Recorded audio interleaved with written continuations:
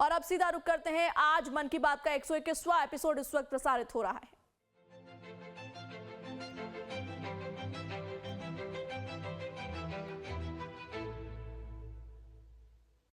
मेरे प्यारे देशवासियों, नमस्कार।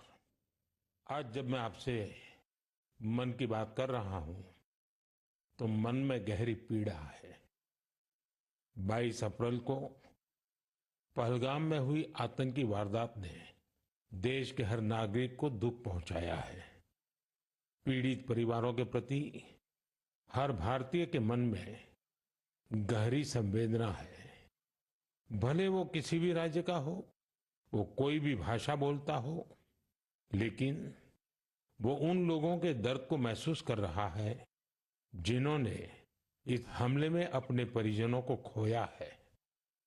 मुझे एहसास है, हर भारतीय का खून आतंकी हमले की तस्वीरों को देखकर खौल रहा है।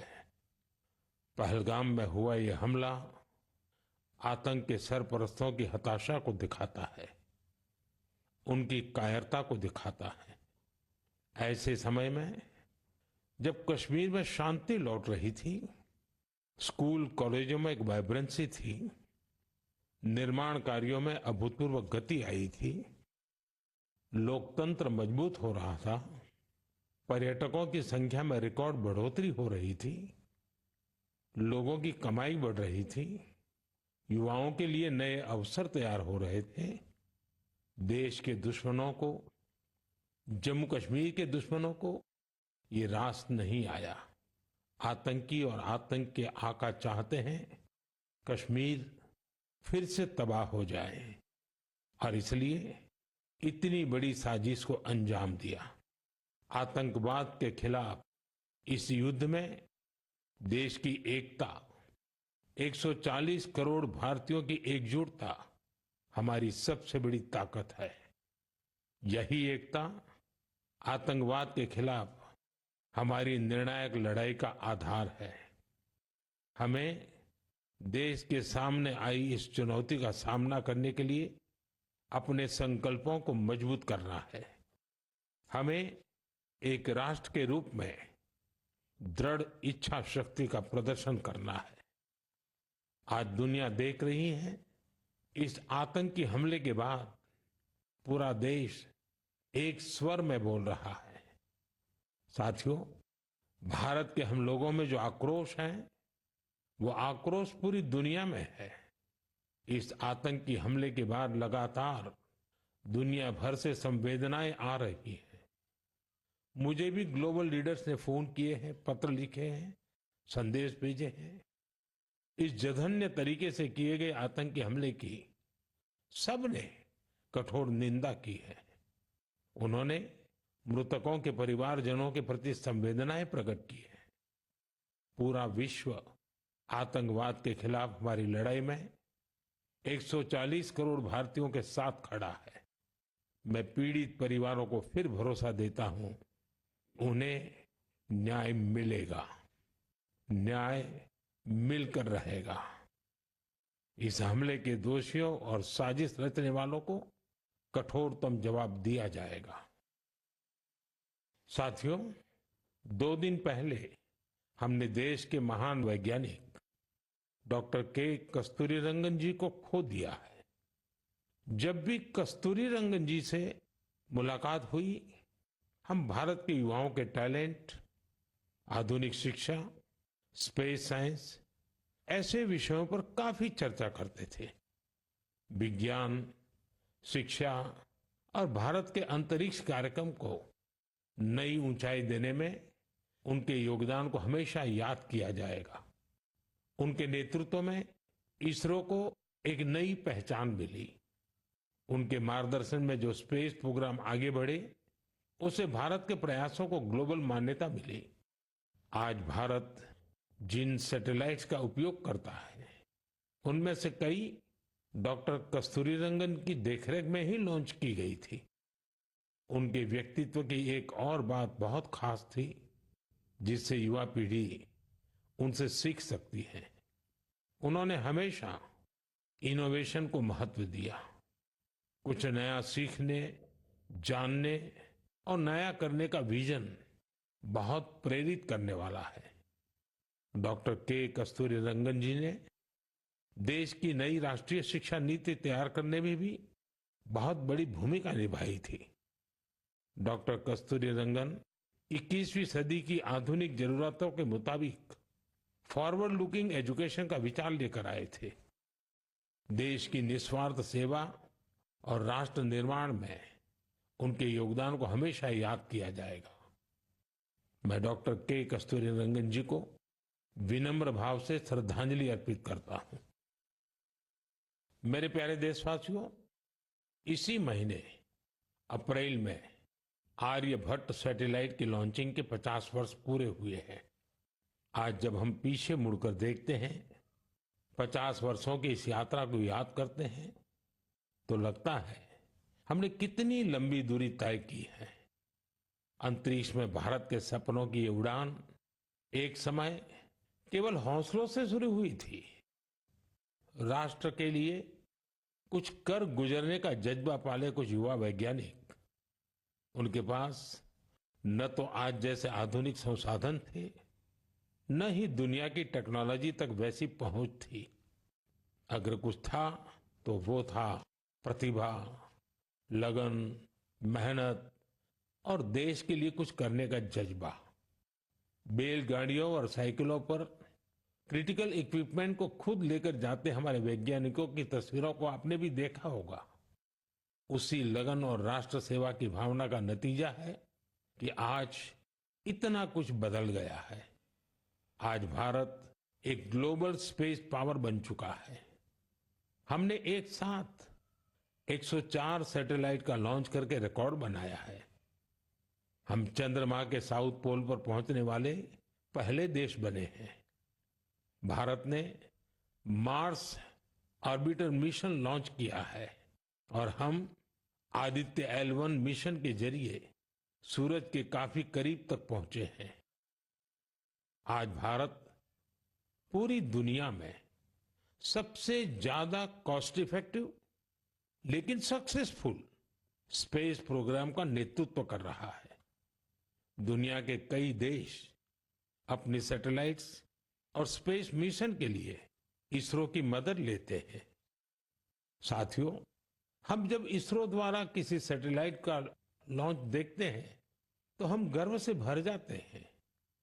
ऐसी ही अनुभूति मुझे तब हुई जब मैं 2014 में PSLV C-23 की लॉन्चिंग का साक्षी बना था। 2019 में चंद्रयान 2 की लैंडिंग के दौरान भी मैं बेंगलुरु के इसरो सेंटर में मौजूद था। उस समय चंद्रयान को वो अपेक्षित सफलता नहीं मिली थी। तब वैज्ञानिकों के लिए वो बहुत मुश्किल घड़ी थी, लेकिन मैं अपनी आंखों से वैज्ञानिकों के धैर्य और कुछ कर गुजरने का जज्बा भी देख रहा था।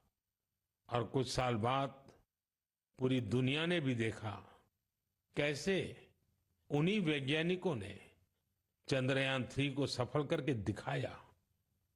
साथियों, अब भारत ने अपने स्पेस सेक्टर को प्राइवेट सेक्टर के लिए भी ओपन कर दिया है। आज बहुत से युवा स्पेस स्टार्टअप में नए झंडे लहरा रहे हैं। 10 साल पहले इस क्षेत्र में सिर्फ एक कंपनी थी, लेकिन आज देश में 350 से ज्यादा स्पेस स्टार्टअप काम कर रहे हैं। आने वाला समय स्पेस में बहुत सारी नई संभावनाएं लेकर आ रहा है। भारत नई ऊंचाइयों को छूने वाला है। देश गगनयान, स्पेडेक्स और चंद्रयान 4 जैसे कई अहम मिशन की तैयारियों में जुटा है।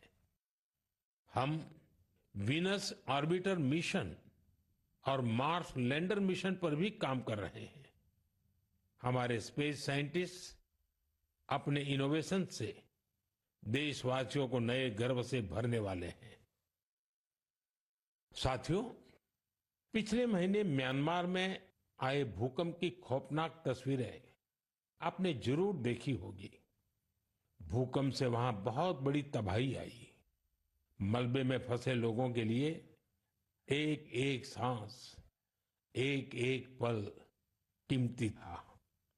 इसलिए भारत ने म्यांमार के हमारे भाई बहनों के लिए तुरंत ऑपरेशन ब्रह्मा शुरू किया।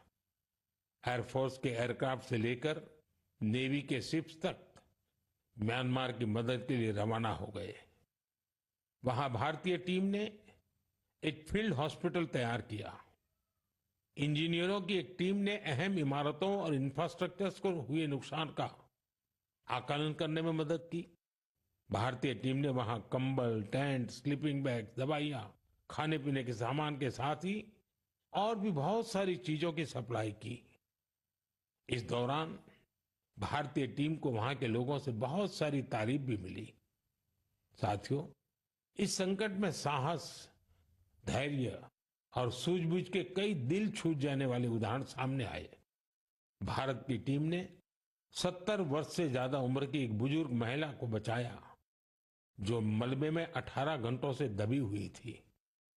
जो लोग अभी टीवी पर मन की बात देख रहे हैं, उन्हें उस बुजुर्ग महिला का चेहरा भी दिख रहा होगा। भारत से गई टीम ने उनके ऑक्सीजन लेवल को स्टेबल करने से लेकर फ्रैक्चर के ट्रीटमेंट तक इलाज की हर सुविधा उपलब्ध कराई। जब इस बुजुर्ग महिला को अस्पताल से छुट्टी मिली तो उन्होंने हमारी टीम का बहुत आभार जताया। वो बोली कि भारतीय बचाव दल की वजह से उन्हें नया जीवन मिला है। बहुत से लोगों ने हमारी टीम को बताया कि उनकी वजह से वो अपने दोस्तों और रिश्तेदारों को ढूंढ पाए। साथियों, भूकंप के बाद म्यांमार में मांडले की एक मॉनेस्ट्री में भी कई लोगों के फंसे होने की आशंका थी। हमारे साथियों ने यहां भी राहत और बचाव अभियान चलाया। इसकी वजह से उन्हें बौद्ध भिक्षुओं का ढेर सारा आशीर्वाद मिला। हमें ऑपरेशन ब्रह्मा में हिस्सा लेने वाले सभी लोगों पर बहुत गर्व है। हमारी परंपरा है, हमारे संस्कार है, वसुधैव कुटुंबकम की भावना। पूरी दुनिया एक परिवार है।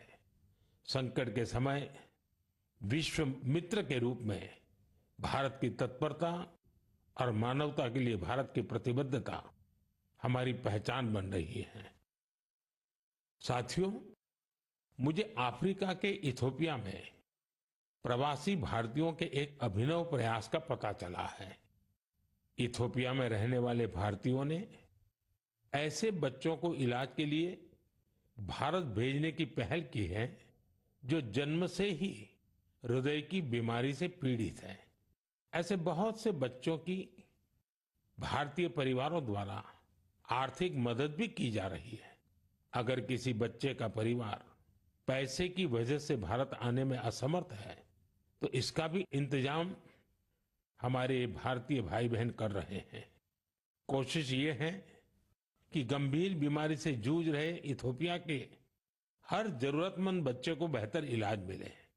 प्रवासी भारतीयों के इस नेक कार्य को इथियोपिया में भरपूर सराहना मिल रही है।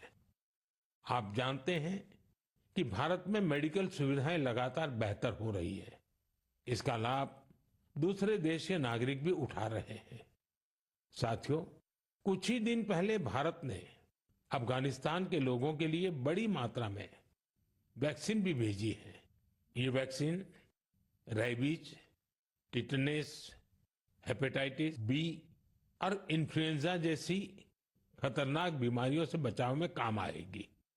भारत ने इसी हफ्ते नेपाल के आग्रह पर वहां दवाइयां और वैक्सीन की बड़ी खेप भेजी है।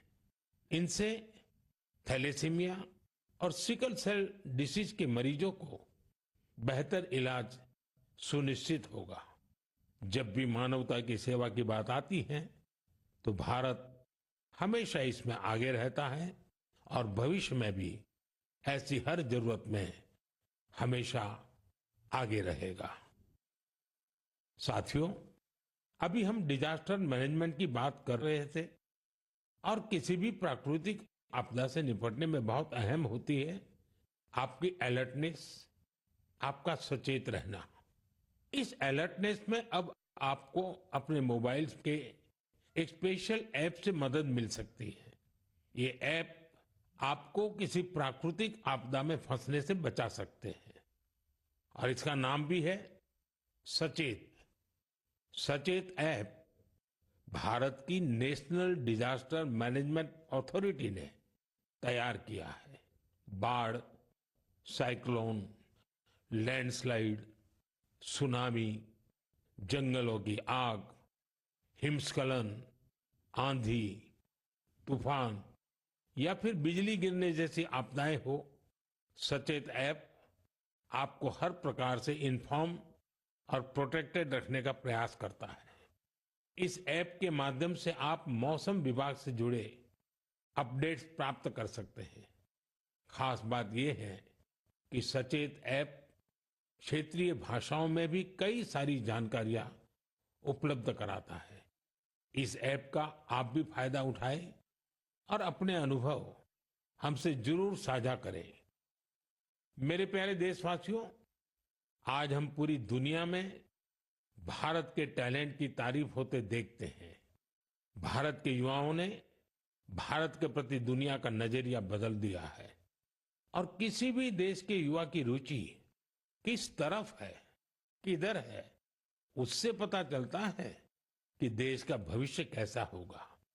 आज भारत का युवा साइंस, टेक्नोलॉजी और इनोवेशन की ओर बढ़ रहा है। ऐसे इलाके जिनकी पहचान पहले पिछड़ेपन और दूसरे कारणों से होती थी, वहां भी युवाओं ने ऐसे उदाहरण प्रस्तुत किए हैं जो हमें नया विश्वास देते हैं। छत्तीसगढ़ के दंतेवाड़ा का विज्ञान केंद्र आजकल सबका ध्यान खींच रहा है। कुछ समय पहले तक दंतेवाड़ा का नाम केवल हिंसा और अशांति के लिए जाना जाता था, लेकिन अब वहां एक साइंस सेंटर बच्चों और उनके माता पिता के लिए उम्मीद की नई किरण बन गया है। इस साइंस सेंटर में जाना बच्चों को खूब पसंद आ रहा है। वे अब नई नई मशीनें बनाने से लेकर टेक्नोलॉजी का उपयोग करके नए प्रोडक्ट्स बनाना सीख रहे हैं। उन्हें 3D प्रिंटर्स और रोबोटिक कारों के साथ ही दूसरी इनोवेटिव चीजों के बारे में जानने का मौका मिला है। अभी कुछ समय पहले मैंने गुजरात साइंस सिटी में भी साइंस गैलरीज का उद्घाटन किया था।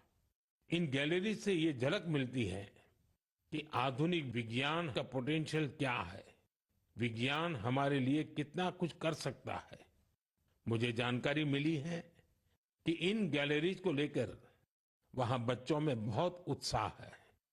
साइंस और इनोवेशन के प्रति ये बढ़ता आकर्षण जरूर भारत को नई ऊंचाई पर ले जाएगा। मेरे प्यारे देशवासियों, हमारे देश की सबसे बड़ी ताकत हमारे 140 करोड़ नागरिक हैं। उनका सामर्थ्य है, उनकी इच्छा शक्ति है।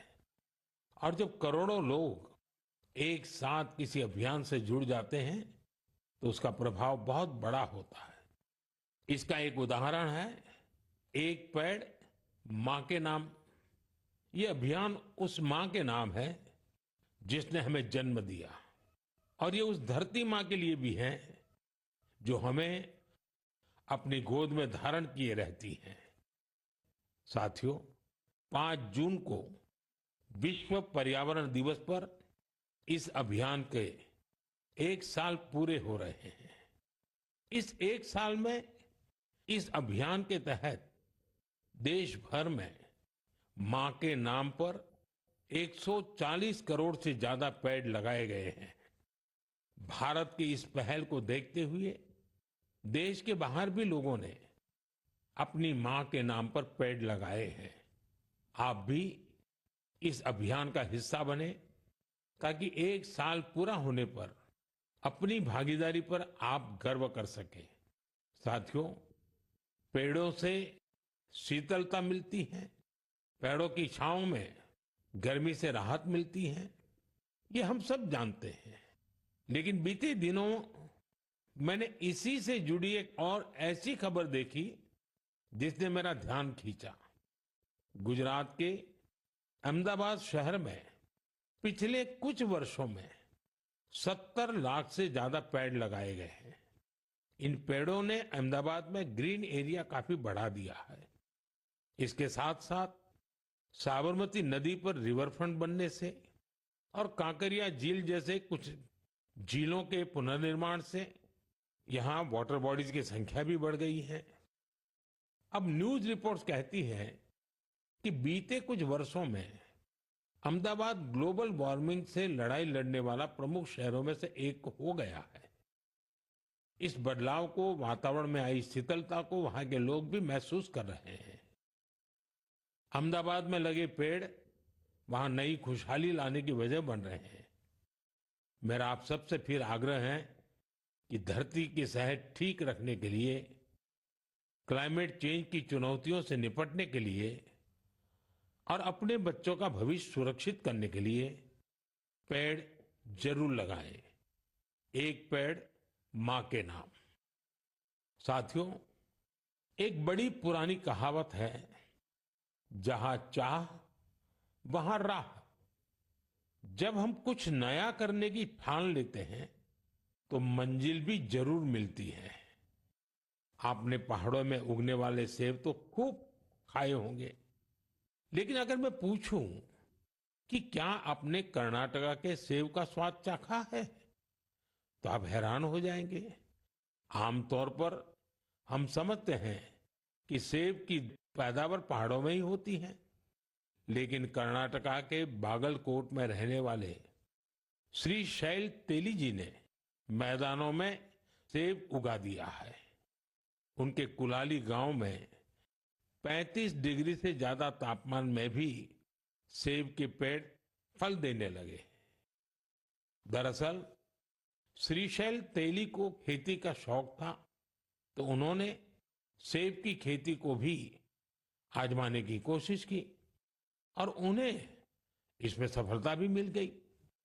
आज उनके लगाए सेब के पेड़ों पर काफी मात्रा में सेब उगते हैं, जिसे बेचने से उन्हें अच्छी कमाई भी हो रही है। साथियों, अब जब सेबों की चर्चा हो रही है तो आपने किन्नौरी सेब का नाम जरूर सुना होगा। सेब के लिए मशहूर किन्नौर में केसर का उत्पादन होने लगा है। आमतौर पर हिमाचल में केसर की खेती कम ही होती थी, लेकिन अब किन्नौर की खूबसूरत सांगला घाटी में भी केसर की खेती होने लगी। ऐसा ही एक उदाहरण केरला के वायनाड का है। यहां भी केसर उगाने में सफलता मिली और वायनाड में ये केसर किसी खेत या मिट्टी में नहीं, बल्कि एरोपोनिक्स टेक्निक से उगाए जा रहे हैं। कुछ ऐसा ही हैरत भरा काम लीची की पैदावार के साथ हुआ है। हम तो सुनते आ रहे थे कि लीची बिहार, पश्चिम बंगाल या झारखंड में उगती है, लेकिन अब लीची का उत्पादन दक्षिण भारत और राजस्थान में भी हो रहा है। तमिलनाडु के थिरुविरा अरासू कॉफी की खेती करते थे। कोडई कनाल में उन्होंने लीची के पेड़ लगाए और उनकी 7 साल की मेहनत के बाद अब उन पेड़ों पर फल आने लगे। लीची उगाने में मिली सफलता ने आसपास के दूसरे किसानों को भी प्रेरित किया है। राजस्थान में जितेंद्र सिंह राणावत को लीची उगाने में सफलता मिली है। ये सभी उदाहरण बहुत प्रेरित करने वाले हैं।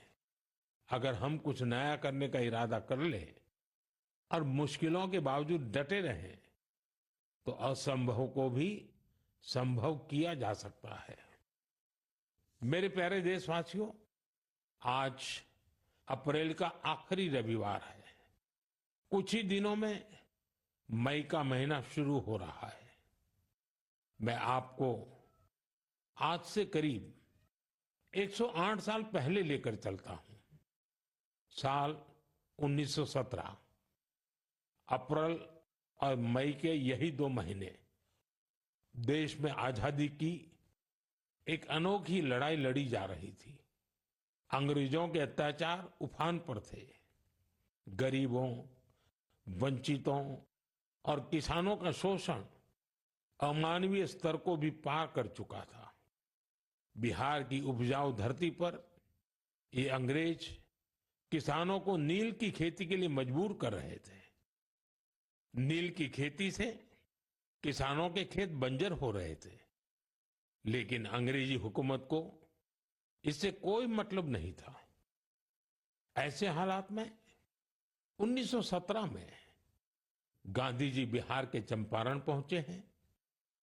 किसानों ने गांधी जी को बताया, हमारी जमीन मर रही है, खाने के लिए अनाज नहीं मिल रहा है।